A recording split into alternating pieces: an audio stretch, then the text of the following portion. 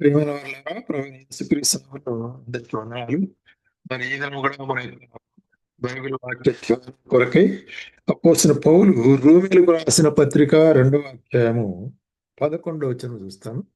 రోమీయులకు రాసిన పత్రిక 2వ అధ్యాయం 11వ వచనం. దేవునికి పక్షపాతము లేదు. దేవునికి పక్షపాతము లేదు కదా. పక్షపాతం ఉంటే అన్యాయముగా ఒకరి వైపు న్యాయం చెప్పుట. అంటే మరి న్యాయం ఉన్నప్పటికీ కూడా అన్యాయంగా తీర్పు తీర్చేది, అటువంటి పక్షపాతం ఈ లోకములో అనేకం చూస్తాం మనం. మనుషుల మధ్యలో విస్తారంగా కనిపిస్తుంది ఈ పక్షపాతం.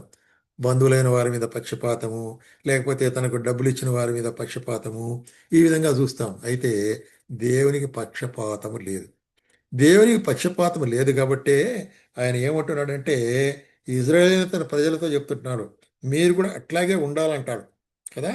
అదే ద్వితీయోపదేశ కాండము 10వ అధ్యాయము 17వ వచనంలో ఏం చెప్తున్నాడంటే, ఏలైన కానీ దేవుడైన యెహోవా పరమదేవుడును పరమ ప్రభునై ఉన్నాడు. ఆయనే మహాదేవుడును పరాక్రమంతుడును భయంకరుడైన దేవుడు. ఆయన నరుల ముఖమును లక్ష్య పెట్టని వాడు, లంచం పుచ్చుకొనని వాడు. కాబట్టి ఆయన నరుల ముఖాన్ని లక్ష్య పెట్టాడు. ఆయన హృదయాన్ని పరిశోధించే దేవుడు. కాబట్టి ముఖము చూసి మనము తీర్పు తీర్చాల్సిన అవసరం లేదు. ఆయన అంతరంగమును పరిశోధించేవాడుకుంటున్నాడు. కాబట్టి ఆ విధంగా మీరు కూడా ఉండాలా మీ సంతానములో అని ఇశ్రాయేలుకు మోషే ద్వారా హెచ్చరిక చేస్తున్నాడు. కాబట్టి ఆయనే పరమ దేవుడుకుంటున్నాడు, ఆయనే పరమ ప్రభుకుంటున్నాడు.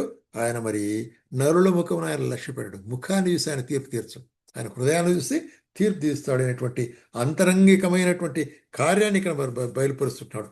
అదేవిధంగా మరి చూస్తుంటున్నాం రెండో దినవృత్తాంతములు 19వ అధ్యాయంలో ఒక మాట చూస్తున్నాం. 2వ దినవృత్తాంతములు 19వ అధ్యాయము మరి 7వ వచనం. 19వ అధ్యాయము 7వ వచనంలో మనం గమనించే కార్యం ఏంటంటే, రైట్, యెహోవా భయము మీ మీద ఉండునుగాక, హెచ్చరికగా నుండి తీర్పు తీర్చుడి. మన దేవుడైన యెహోవా ఎందు దౌష్ట్యము లేదు, ఆయన పక్షపాతి కాడు, లంచం పుచ్చుకొనువాడు కాడు. కాబట్టి జాగ్రత్తగా ఉండు యెహోషాపాతు దగ్గర ఇక్కడ మరి మరి ప్రవక్త చెప్తుంటున్నాడు. దేవుడు సెలవిచ్చే మాట ఏంటంటే జాగ్రత్తగా ఉండండి అంటాడు, హెచ్చరికగా ఉండండి అంటాడు.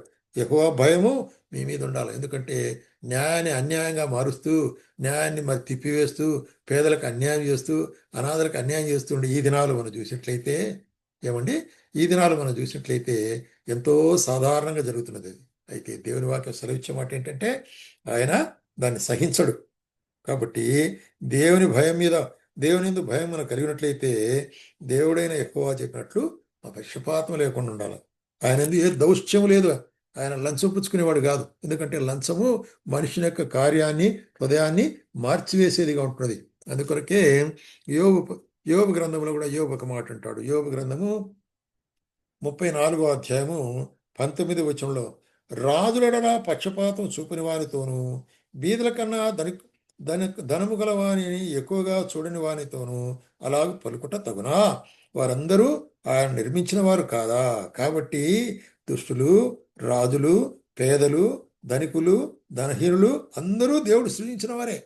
అయితే వారిని మరి ఆయన ఏం చేస్తున్నాడు చూసినట్లయితే పక్షపాతం లేకుండా బీదల కన్నా ధనవంతులను ఎక్కువ ప్రేమించడు. చూసినట్లయితే ఆయన అందరినీ సమానముగా చూసేవాడుకుంటున్నాడు. కాబట్టి ఆయన యందు ఏ పక్షపాతము లేనటువంటి దేవుడు అంటాడు కదా. అందుకొరకే అపోస్తలుడు పేతురు కూడా ఏమంటాడంటే, తన యొక్క మరి పరిచర్య చేస్తూ తనకు ఒక మరి ఆలోచన ఉన్నది, యేసుక్రీస్తు ప్రభువును మనం ఇశ్రాయేలు మధ్యలోనే ప్రకటించాలని. అయితే దేవుడు తన యొక్క దర్శనం ద్వారా అట్లా కాదు, మరి ఇతరుల్లో కూడా అనేకులు మరి నా యొక్క నామందు విశ్వసించి రక్షించబడతారని దర్శనం చూసిన తర్వాత కొర్నేలి అనేటువంటి ఒక ఇటలీ ప్రధాని, అంటే అన్యుడు, వారింటికి వెళ్ళి సువార్త ప్రకటించినప్పుడు దేవుడు ఆ యొక్క కార్యం బయలుపరుస్తాడు. చూడండి, అపోస్తుల కార్యములు 10వ అధ్యాయము 34వ వచనం. 34వ వచనం ఏం చూస్తున్నామంటే, దేవుడు పక్షపాతి కాడని నిజముగా గ్రహించున్నాను. ప్రతి జనము నుండి ఆయన భయపడు నీతిగా నడుచుకున్న వారిని ఆయన అంగీకరించును. కాబట్టి నీతిగా నడుచుకున్న వారిని అంగీకరిస్తాడు. ఆయన పక్షపాతి కాదు. ఆయన మరి పక్షపాతముగా తీర్పు తీర్చేవాడు కాదు. కాబట్టే ఏమంటాడు అపోస్తలుడు పౌలు కూడా ఇదే మాట చెప్తాడు చూడండి. అపోస్తలుడు పౌలు మరి కొలస్సీలకు రాస్తూ ఒక మాట అంటాడు. ఏంటిది చూసినట్లయితే, మీరే మీరేమి చేసినను అది మనుషుల నిమిత్తము కాక ప్రభు నిమిత్తము మనస్ఫూర్తిగా చేయుడి. మీ ప్రభువైన యేసుక్రీస్తునకు దాసులైనారు. అన్యాయం చేయవానికి తాను చేసిన అన్యాయం కొలది మరలా లభించును. పక్షపాతం ఉండదు. కాబట్టి దేవుని దగ్గర పక్షపాతం ఉండదు.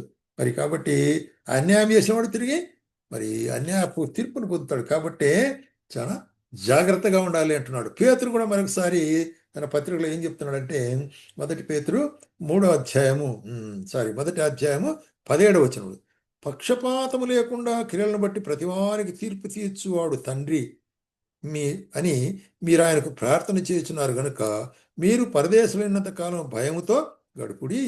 కాబట్టి అటువంటి భయముతో అంటే అటువంటి పక్షపాతం లేకుండా ఉండాలి. ఎందుకంటే పక్షపాతం లేనటువంటి దేవుడు మన దేవుడు.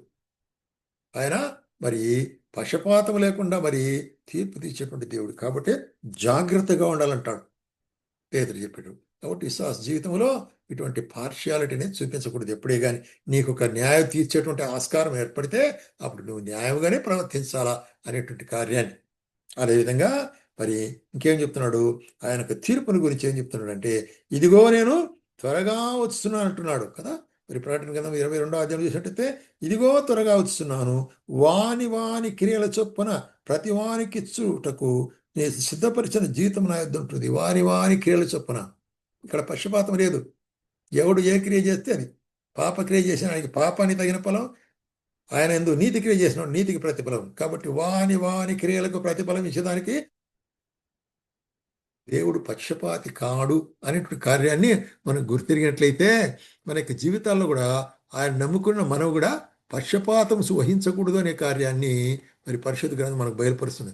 కాబట్టి ప్రేమ సహోదరి, నీ యొక్క ఆధీనంలో ఉండే ఏ కార్యమైనా కూడా నీ దగ్గరికి వచ్చినప్పుడు పక్షపాతం లేకుండా దాన్ని దృష్టించి పక్షపాతం లేకుండా దాన్ని తీర్మానించవలసి వారుగా ఉంటున్నావు. ఆ విధంగా జీవిత ప్రభు మనకు సాయం చేయనుగా.